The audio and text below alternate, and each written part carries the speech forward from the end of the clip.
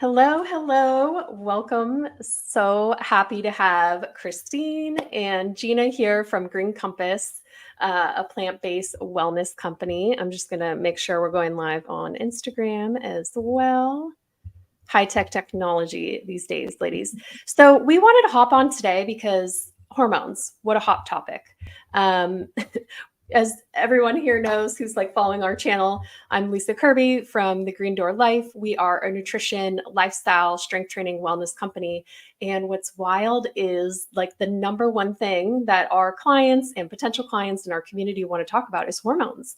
And so Gina reached out to me and was like, let's have a chat because there's so much information out there right now, but we're really interested in like, what is the, tangible, actions, like the lowest hanging fruit that we can take as women to start to kind of create more balance in the body. So Gina, what was it for you that first like prompted you to want to chat about this with me?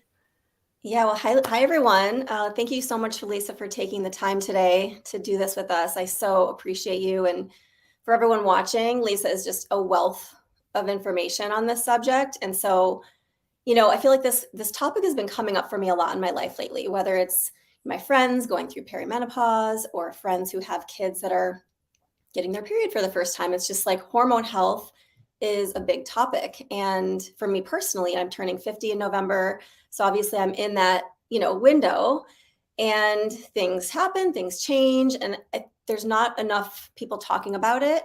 So I thought it would be really beneficial to just jump on today and have you share kind of the basics on, what are the things women really need to know in terms Yeah. of their hormones. First of all, I'm sorry I blacked out when you said you're turning 50. Thank you. I get that a lot. I'm like, what? Okay, so clearly Gina has found the fountain of youth, which we're going to talk about today because this is, it's funny. I don't know if you've all seen those memes and reels lately that it's like showing what women looked like in their 40s back in the day.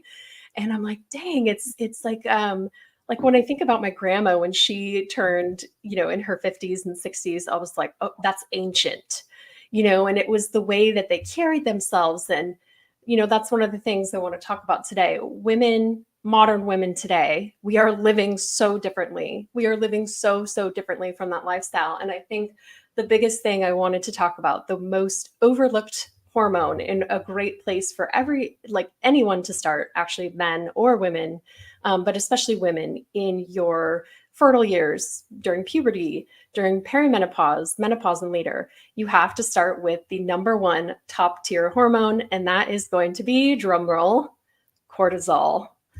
And no one wants to really address this, I think, because we're in this very like hyper masculine, go, go, go, fast paced modern lifestyle.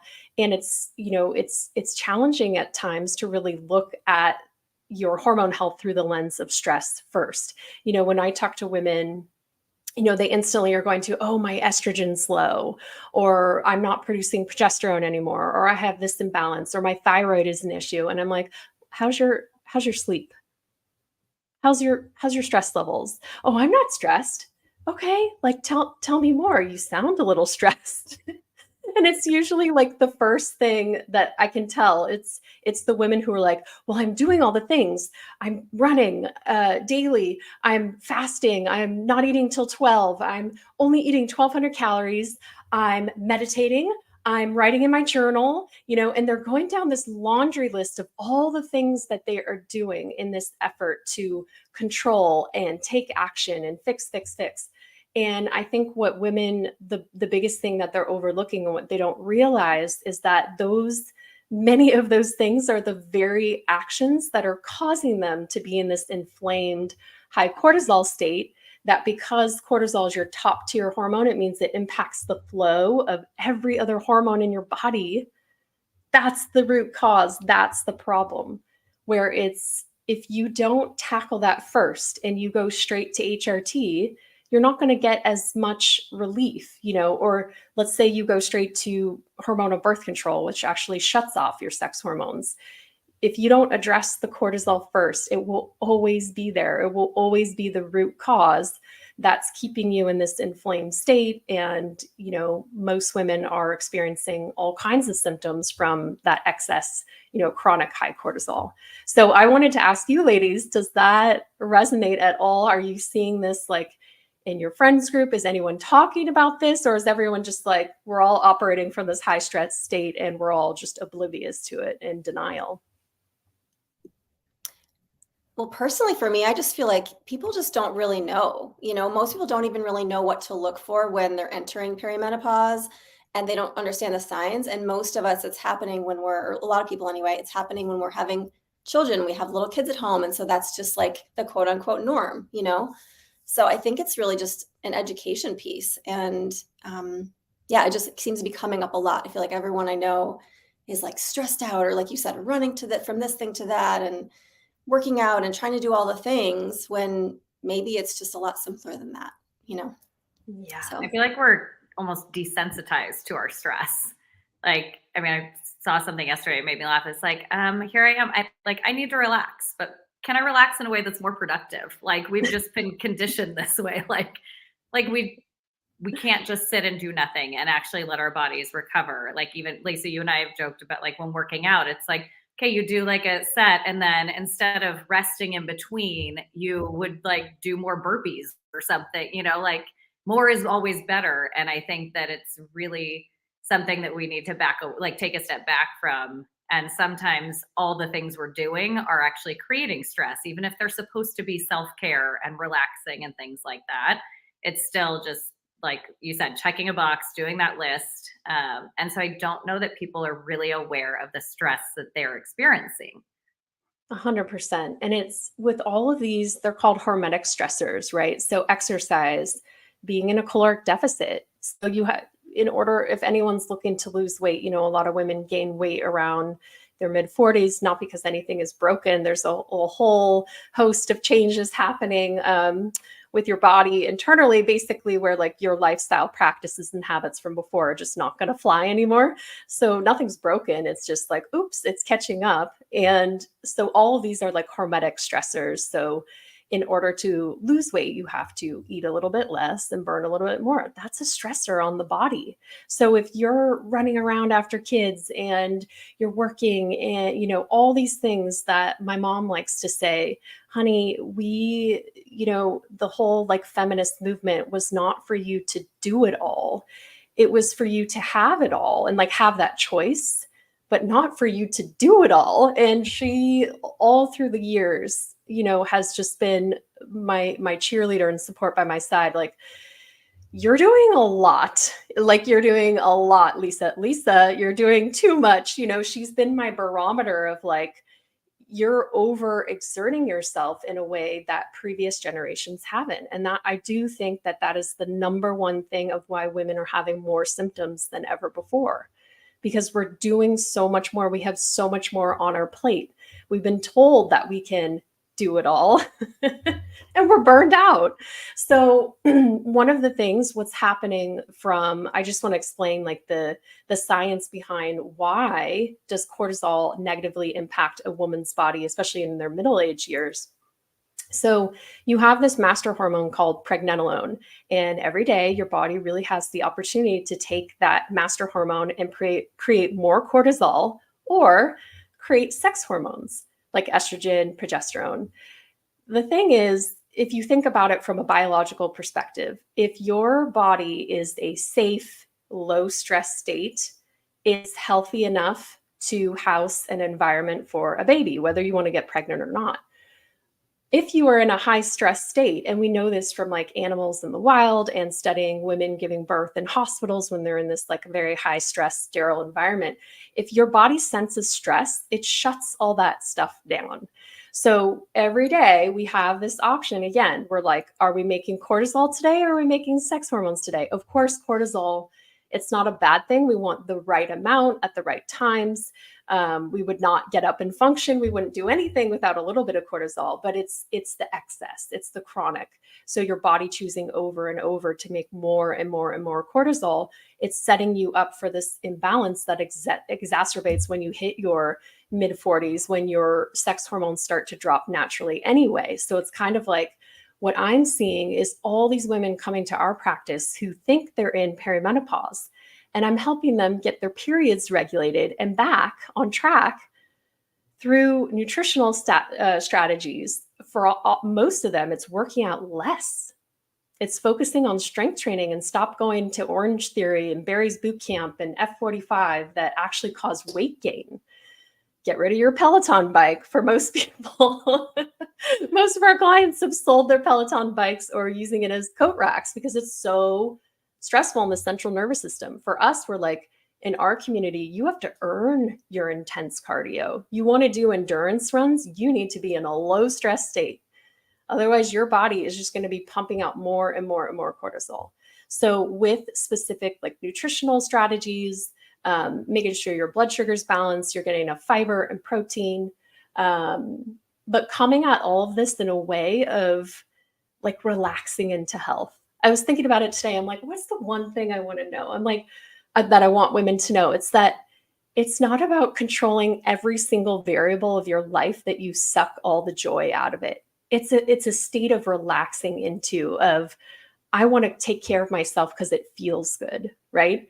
If we have this long laundry list of to-dos to do self-care, that's also stressful, right? And so there are some clients I work with who are in that final state, and I'm like, they're the ones that need to do the least. I'm like, all you need to do is focus on walking and strength training and like go take a bath, go on vacation, go get a massage, do less. Get some sunlight. Yes, get outside. Exactly. I love what your mom said, just to do less, you can have it all. And just the relaxing into health is just such a, eye opener for people, Yeah, because we're in this, I know I have fallen, and let me know if you all have felt this too. Like I've watched all the David Goggins videos and like all this material and really marketing and protocols for men. And I'm like, ooh, intermittent fasting. I'm like, oh, I've been skipping breakfast like for 20 years. Back in the day, it was called an eating disorder, but now it's called intermittent fasting. I'm like, that hasn't really worked out very well for me. It just gave me an excuse of like, oh, I guess it's a thing now. And what we know now is like a lot of these health gurus, even men, are not doing these extended fasts anymore because of the muscle loss and the slower metabolism that comes with it. So it's fascinating when I think back to all these things that I used to just push. And, I know so many women who have that dialogue of like, I'm not doing enough, right? If I just did more, I would have this body that I want, or I would, my hormones would be balanced. And it's those very things that really are keeping us stuck. And so some of the things that, I tried in the past for stress management, as I'm like pushing my body to the absolute extreme, the absolute max with workouts and workload and taking care of my family and my kids, I resorted to alcohol a lot. And I remember at one point drinking like a bottle of wine a night, 4 to 5 nights a week, in the thick of having young children, and everyone around me, it was like totally acceptable. Like no one, I was questioning myself, like this is a lot. Like, I don't think this is good.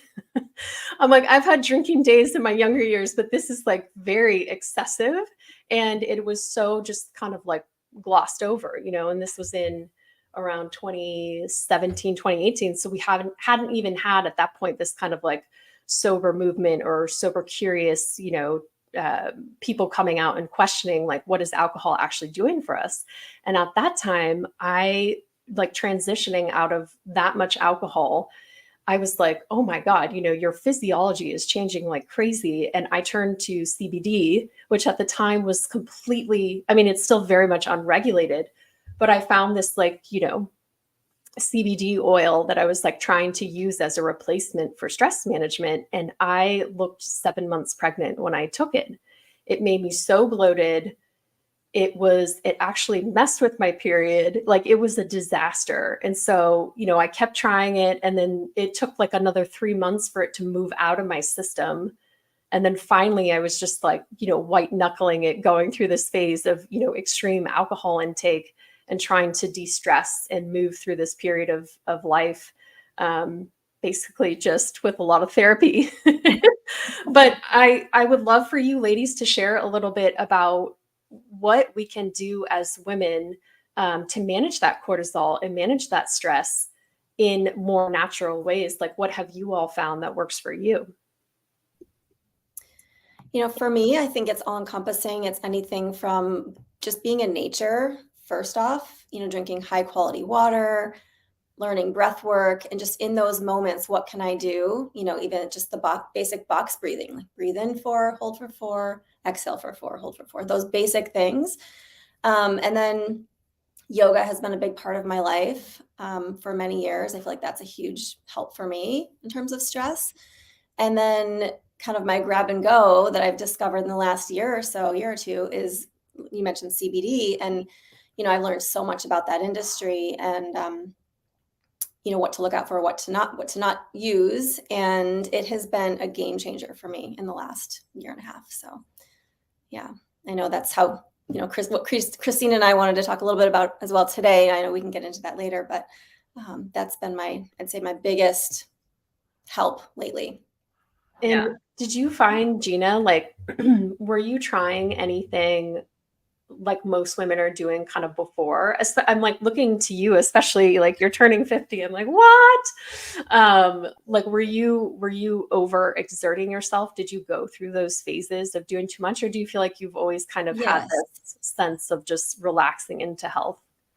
It's interesting. I think in my 20s and 30s, I was in that push it phase, and I was like working out so hard and trying to do all the things. And I was actually 20 pounds heavier in my 20s. Wow. And when I shifted what I was doing in terms of health in general, just thinking about what I'm ingesting from a nutritional standpoint, staying away from all the obvious things like the refined processed foods, that kind of thing, gluten and dairy. I shifted those things in my diet. That made a big difference. But I also shifted away from the hardcore workouts. Yes. And that's kind of when my body just changed. My mental well-being was in a better place, and it made a huge impact, I think, on my health. I feel like I looked younger in my 40s than my 20s or 30s for some reason. It's just the stress on your body when you're in that state is massive. I'm so glad you brought that up. And I know, Christine, we've had our fair share of pushing it too hard with exercise. I feel like it's such a big one, and women don't realize that it can be too excessive, right? It can be detrimental. Well, and I think we go, like, I know for me personally, it was all or nothing. So it was like too much, or I was doing nothing at all. And so that, like, kind of yo-yoing in and of itself and having no consistency, you're never going to see results. And anything I was trying wasn't sustainable long-term, like you mentioned. And a lot of the stuff, I mean, I've worked with Green Door Life, so like I've learned so much from you guys as far as like a lot of the things I was trying, and that a lot of us were recommended. It was based on men's studies and not women, and our cycles and our hormones, and we are very different. And so that, coming to understand that, has made a huge difference in, like, our cycle throughout the month. Like we've been talking about, you're more carb sensitive sometimes, you're less carb sensitive. Like there's so many things about managing your cortisol. It's your blood sugar. It's like, but it doesn't have to be complicated. Like for me, you asked like what we do. My biggest changes are going for walks every morning and getting morning sunlight. And I work out 3 times a week, not like 7. So I actually get that built-in rest. And and making my expectations realistic and paying more attention to how I feel versus how I look has been game changing. Oh, I'm so glad you brought that up. Even for me, it's taken me years to let go of that attachment to the over exercising and the overtraining as a female. I was thinking about it today, and I'm like, I wonder if part of it is this, an addiction to these neurotransmitters. You do get this like very quick hit of endorphins and serotonin and dopamine, and that can be very addictive. And so even like when I first started shifting, I went from running 7 days a week on top of strength training. You know, I thought I had to do all this stuff a few years ago of like, oh, I'm getting older, you know, things are changing. I need to like ramp up my activity. But all it was doing was ramping up my appetite. It was horrible. My appetite was through the roof. And then I, you know, told that story of, oh, I just need to do more. I need more willpower. This is ridiculous. I'm a nutrition coach. I should be able to just like manage this, you know, hangry monster. So as I shifted, I like very much hit like rock bottom. I had a really bad fall during one of my runs, and it was the best thing that ever happened to me because I couldn't run. I had this like big bloody knee and like all just it was bad. And of course I finished my run that day. That's how out of whack I was at the moment. But it led me on this journey to deeper hormone education and really like, what is my problem? Like it shouldn't be this hard. Like it really should not be so hard to just have a body in homeostasis and healthy. And then the more I studied and learned about it, it kept bringing me back up to this top tier hormone status. You know, I was looking down here at estrogen and progesterone. That's way down the line. And so I was like, oh my gosh, you know, I'm at this phase where I just have too much stress in my life, and the running was making it worse.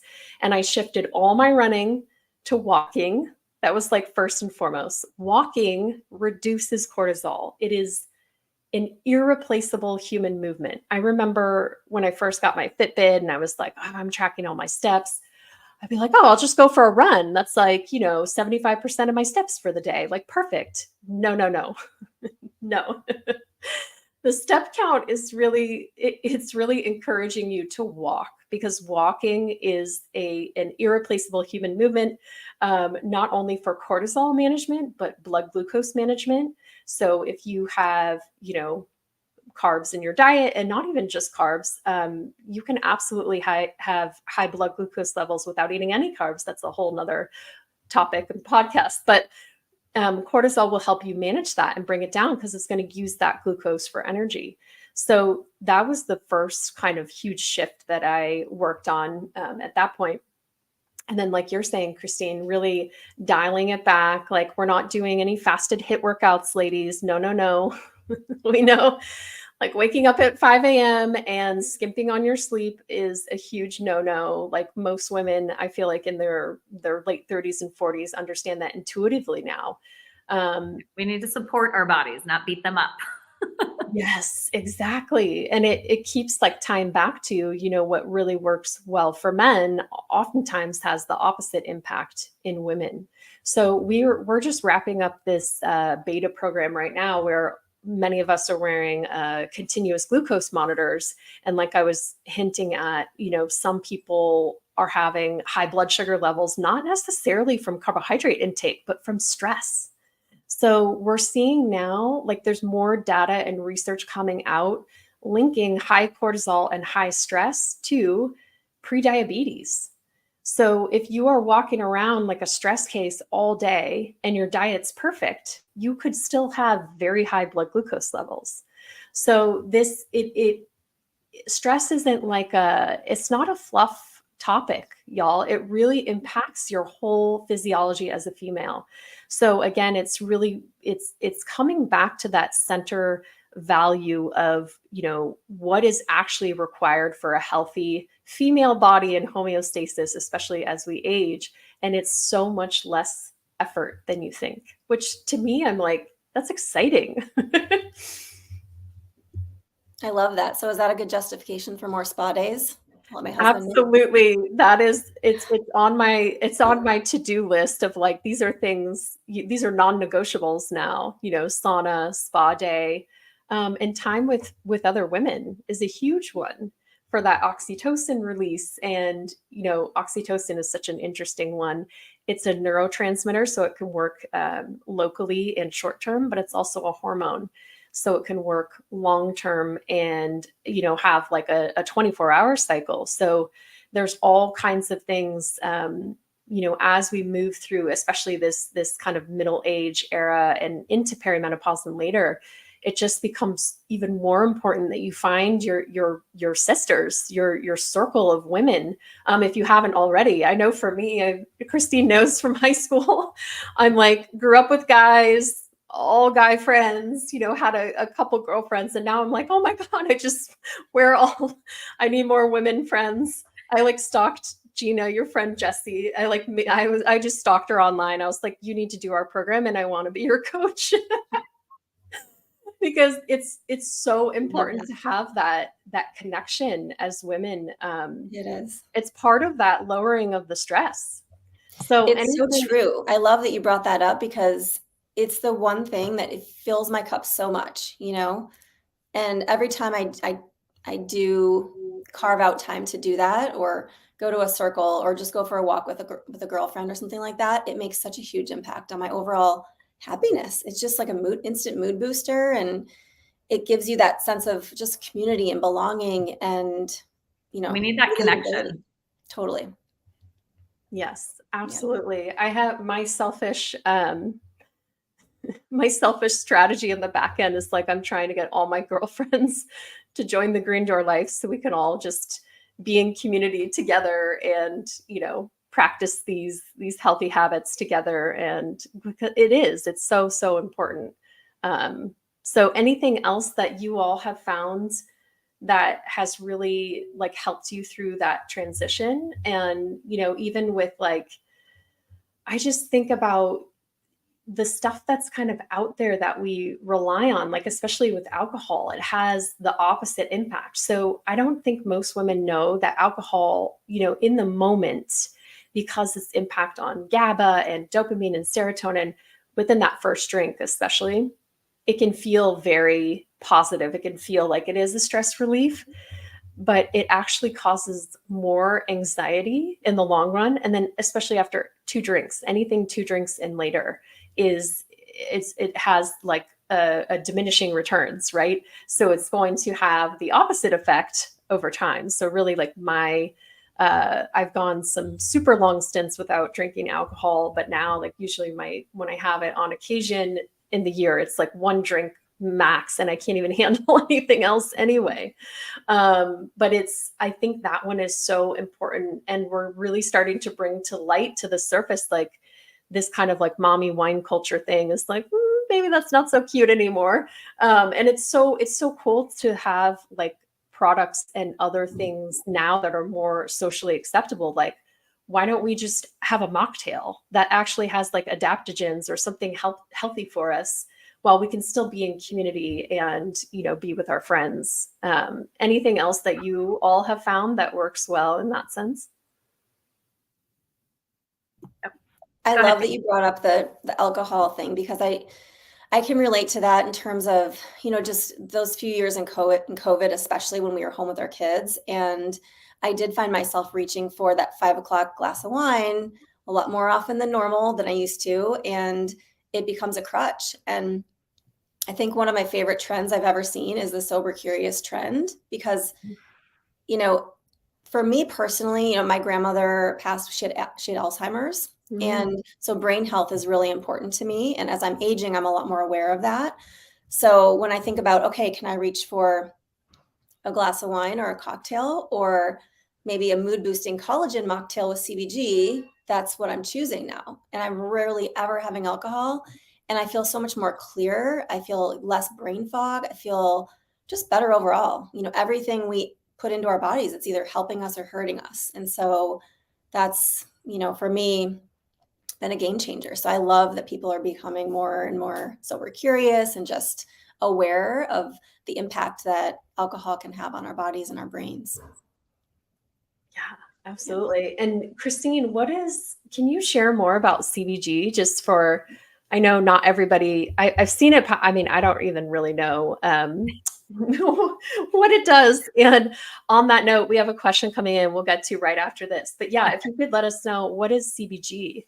So CBG is one of the compounds, the cannabinoids, that's found in the hemp plant, or in any of the cannabis plants, but specifically the ones like what Gina and I have been using is from the hemp plant. So it's very low to no THC, and then it really takes advantage of all the other cannabinoids that are in the plant that have the healing properties that help balance your, like you were talking about, homeostasis. Your endocannabinoid system is responsible for maintaining homeostasis in your body. So you can take supplements from the hemp plant to support that. And CBG is one of those. And it's like the most incredible anti-inflammatory literally ever. Both internally, you can take it. It's in, like Gina was talking about, in this collagen mocktail that is delicious. And so you can take it internally. It's also really good topically for skin, and, you know, anti-inflammatory for, you know, muscle pain and that kind of stuff. So it's anti-inflammatory. If you take it internally, it's also really good for gut health and digestion, which, as we all know, is really critically important to your overall health. There's a lot of nerves in the gut, and so there's just a lot happening there that, you know, impacts the rest of our overall health. But yeah, so it's a really powerful supplement for people to take if you're trying to just support your body, and reduce that inflammation, because inflammation is, you know, as we know, the root of pretty much all dis-ease in the body. And so anything you can do naturally to reduce that inflammation is going to have a positive effect overall. And so, yeah, it's definitely something that is becoming more and more popular. A lot of people know about CBD, but there are other cannabinoids that are becoming more mainstream because of their specific healing properties for things like that. And I feel like we're, you know, now that it's more widely studied and acceptable, and we're starting to bring it more to the mainstream, it's like we're just scratching the surface. We don't even know all the potential there. One thing, we did have a question here, and I have a personal story I wanted to share about this, of the difference between CBD and THC. And I have to talk about this because, well, first, from personal experience, THC is not the same thing as CBD, especially when you think about, like, a lot of people. I don't know one person who's not taking THC. Maybe my bubble is a little smaller, but so many people I know taking THC gummies at night, of like, oh, it helps me sleep. What it's doing is putting you in this, like, basically sedated state. You don't really get into REM sleep when you're taking THC, especially at night. And if you're doing it as a gummy, you know, it can stay in your body longer. It's going to stay in your fat cells, so it compounds over time. That's detrimental to your sleep and hormone production if you don't get into REM. You need to get into that rapid eye movement sleep. If anyone's ever taken, like, a THC gummy and you wake up and you're just like, feel like you're coming out of, like, anesthesia or something, that's why. CBD doesn't do that. CBD is completely different. It's not a psychoactive, so it's not going to interfere with your sleep. It is very relaxing. I know we talked about, Christine, like, for some people, they don't really feel it. I'm like, oh, I feel it right away. I don't know what that means about me, but I'm like, oh, it's like instantaneous. Well, and it's like, it's not a high feeling. I think that's what people are looking, or like trying to associate with, that they don't feel it. And like what you're saying, the THC can actually have the opposite effect. It can cause higher anxiety in a lot of people. So if you're trying it for sleep, sometimes it will have the opposite effect. Right. And it's not like, I don't see THC as much as a stress management option anymore, because of what you're saying. It can have that, like, paradoxical effect of more anxiety. And then, especially if you take it for a long time and then stop taking it, that is a wild process. And I don't think it's really talked about as much, because it's so, again, it's just kind of like blown up and available now and becoming legal in so many places. But with CBD, you're going to have such a, you know, of a less impact on, you know, your sleep. And also, we can't gloss over the fact that most people who take THC are then going to have an increase in appetite. So if you're looking, if you're in that kind of state where you're slightly inflamed or carrying extra weight, and in your kind of like late 30s, early 40s and beyond, that might not be the best option for you. You might do much, much better with CBD. So is there any data right now? One of our members is asking, is there a difference between like, do we have any studies that CBD and or THC reduces cortisol? And I'm not sure. There is definitely research, and it's not necessarily, I mean, I have done a lot of research. I'm not the best at regurgitating. I'm not as good at you as like putting it back out there. It's not so much that it directly impacts cortisol, but it impacts your endocannabinoid system, which is maintaining all of those hormone levels. And so it can help keep those in balance. It also reduces the feeling of like your manifestation of stress in your body. And so anything you can do to sort of lower that that stress and anxiety that you're feeling is going to bring those cortisol levels down, and help manage that and kind of keep you in more of a base state. So there is a lot of research. Like you said, the research is always late to catch up because, you know, the hemp has only been legal since 2018, to be used as a supplement, which is crazy. This plant has been used to heal for thousands and thousands of years. And that's, again, a whole nother podcast episode that we could talk about why it took so long. But there are truly medicinal qualities to heal with that plant. And we, you know, a lot of times we say THC is to feel, hemp is to heal, because there are so many cannabinoids in that plant that mimic the cannabinoids we actually produce in our own bodies. And so what you're doing is helping your body regulate in a way that it's not able to on its own because of all the environmental factors and all these processed foods and all these like everything that we're subjected to, where the body can't do its job itself. We are able to use this plant to help support that and get it back into homeostasis, so it's regulating properly. And it's like the master regulator of all the other systems in your body. 100%. And it's like, even just knowing that it's available now as an option, like before you go to the extreme of maybe like HRT or, you know, whatever else that you're like, that would be honestly my first supplement, you know. Well, and that's what I tell people. I'm like, this is a truly root cause treatment. So where we might have all these symptoms, if you start balancing things out again at the root, you know, the base level, then see what symptoms persist and actually work on treating those, versus like you're just plugging holes that, you know, it's whack-a-mole if you are not getting to the root cause of your issues. You're just going to be slapping Band-Aids on one thing after another. But if you can work to support your body through, you know, all these things we've talked about, CBD and hemp are a great addition to that sort of lifestyle of trying to get yourself back into that balanced homeostasis state. You're going to be a lot more effective in any other treatments that you find yourself actually needing. Exactly. So true. And before we wrap up, Christine, would you just like to share what to look out for when you're choosing CBD? Yeah, of course. So like Lisa mentioned earlier, it's a very unregulated industry. And so there's some really important, a couple of things that are really important to look for. You want to find a USDA organic certified hemp product. So it should have that USDA organic certified seal, because hemp is actually like a scavenger plant, and it will take all the toxins out of the air, soil, and water that are surrounding it when it's growing. So they actually use it to clean up, you know, like toxic soil. And if you are then using that product or that hemp to create products, you might look 7 months pregnant. Right? So if you're not using, and like you said, you took a product that made you very bloated and had the opposite effect. Yeah. Quality is extremely important, and USDA organic is like one of the first things to look for. You also want to look for products that are third-party tested.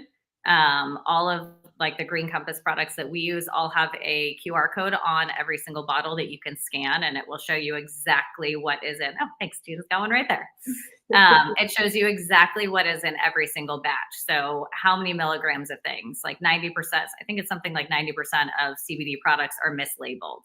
So you need to know if you're buying a CBD product that is really should have less than a milligram of THC, but some of them might have, 5 milligrams of THC, and you're going to fail a drug test for work or something. I don't know, but very, very important. And then the extraction method is also really important. We use CO2 extraction, which doesn't require any additives. So again, you're getting a really clean product. What am I missing, Gina? Like I missed one. This makes so much sense. I think the one I got was like cut with gasoline or something. I mean, Definitely. and I got it in North Carolina, which I know there's a lot of hemp farms there. And I was like, oh, it was like, it had all these like lovely claims and it looked very fancy and it was expensive as hell. And it was horrible. So it's for people who are joining from our channel, you can go to our Instagram link in our bio and find all of our products there through the Green Compass. I was telling Christine and Gina before, I'm like, I'm obsessed with Green Compass. I'm like, they're the first, and y'all know I'm like so picky about supplements, and because so many of them don't work, and it's just really good marketing. And Green Compass, every single thing I've tried, I'm like obsessed with their skincare line. I've got all that.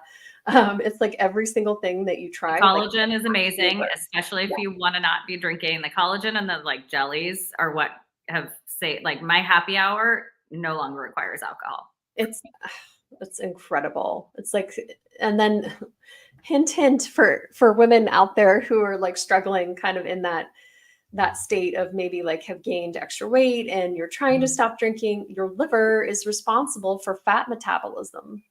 So if you have a toxic load from maybe not, even if you don't drink alcohol, just environmental toxins, your liver is like so overburdened, it can't necessarily metabolize body fat as well. So it's just another great option. And then for anyone else who wants to learn more about hormones, just go to thegreendoorlife.com/menopause. And we have a free hormones workshop. It's very long. It's 90 minutes, Gina.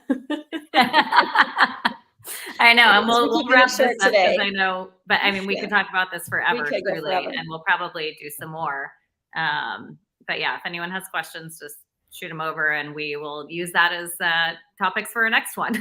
Yes, absolutely. I think the moral of the story today is chill out, do less, and go grab a jelly. Yes. In a mocktail. CBD. Thank you so much, Lisa, for being here. I really appreciate you and Christine as well. Thank you. Have a great day, ladies. Soon.